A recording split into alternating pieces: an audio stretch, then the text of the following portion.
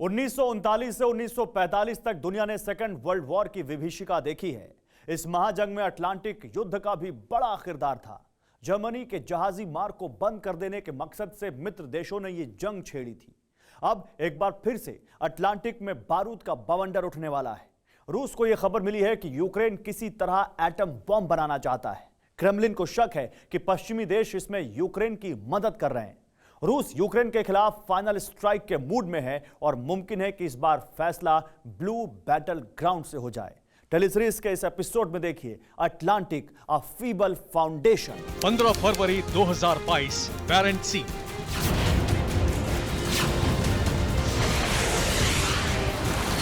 बीस से ज्यादा जंगी जहाज और किलर पनडुब्बी के साथ रूस की नेवी बैरेंट सी का कलेजा चीर रही थी।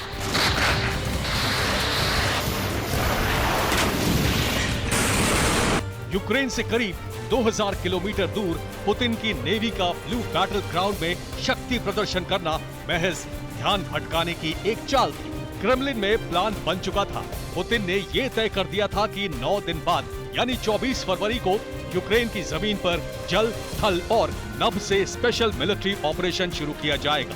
हुआ भी बिल्कुल ऐसा ही।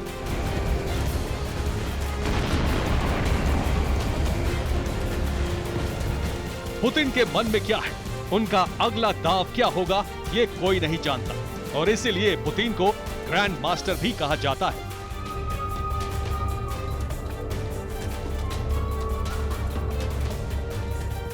यूक्रेन का युद्ध लंबा क्यों खिंच रहा है, इसके पीछे भी पुतिन की सोची समझी चाल है। पुतिन धीरे धीरे ही सही अपनी पावर का एहसास अपने दुश्मनों को करा रहे हैं।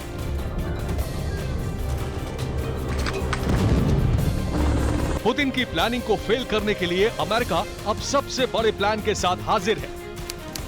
30 जून 2022 मैड्रिड, स्पेन। 28, 29 और 30 जून पूरे 3 दिन तक स्पेन की कैपिटल मैड्रिड में बड़ी हलचल थी। इस मेगा मीटिंग पर पुतिन की सीधी नजर थी क्योंकि मैड्रिड में 70 घंटे तक नेटो के 30 देशों की महा मीटिंग थी। इस मीटिंग में जो फैसला हुआ है उसने पुतिन की नींदें उड़ा दी हैं। मीटिंग खत्म होने के बाद से पुतिन बेहद गुस्से में है। वो नेटो और अमेरिका को खुलेआम अंजाम भुगतने की धमकी देने लगे। पुतिन ने 30 देशों को एक साथ चैलेंज करते हुए कहा है कि अगर रूस की सरहदों पर किसी ने भी बारूदी साजिश रची तो उसे आईना दिखा दिया जाएगा। कैमरे पर पुतिन का ये अंदाज, ये तेवर देखकर आशंका बढ़ गई है कि कहीं यूक्रेन युद्ध का विस्तार यूरोप तक न हो जाए। जो जंग अब तक पुतिन आर्मी और यूक्रेन की आर्म्ड फोर्सेस के बीच जारी है, उसमें बहुत जल्द 2 नए देश कूद सकते हैं।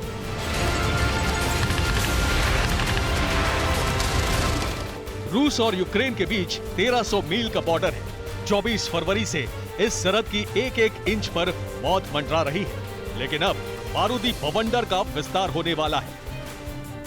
फिनलैंड और स्वीडन, यही नाम है उन 2 देशों के जिन्होंने पुतिन को गुस्सा दिलाया है। ये 2 देश खुद पुतिन आर्मी के सामने एक हफ्ते भी नहीं टिक सकते, लेकिन इनकी ज्योग्राफिकल लोकेशन इतनी सेंसिटिव है कि अगर ये चाहे तो रूस के विनाश का सेंटर बन सकते हैं। ये हम इसलिए कह रहे हैं क्योंकि मैड्रिड की मेगा मीटिंग में फिनलैंड और स्वीडन के नेटो में शामिल होने से रोकने वाली हर दीवार को अमेरिका ने गिरा दिया। NATO secretary general Jens Stoltenberg ने इस मीटिंग में स्वीडन और फिनलैंड की ज्वाइनिंग का रास्ता साफ कर दिया। बीते 2 महीने से स्वीडन और फिनलैंड के नेटो ज्वाइन करने में सबसे बड़ी रुकावट था तुर्की। कुर्दिश फाइटर्स का बेकार का मुद्दा उछालकर वो फिनलैंड और स्वीडन को नेटो ज्वाइन करने में वीटो लगा रहा था, लेकिन अब अमेरिका ने तुर्की को मैनेज कर लिया है और अमेरिका के इस मैनेजमेंट से रूस तिलमिला गया है। अब ये समझ लीजिए कि अमेरिका की इस प्लानिंग से रूस के वजूद पर कैसे संकट के बादल छाने वाले हैं।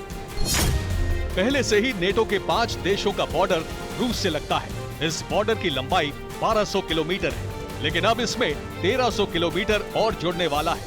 वो स्वीडन जो नेटो में जाने के लिए बेकरार है। स्वीडन का बॉर्डर फिनलैंड से लगा है और फिनलैंड का बॉर्डर रूस से।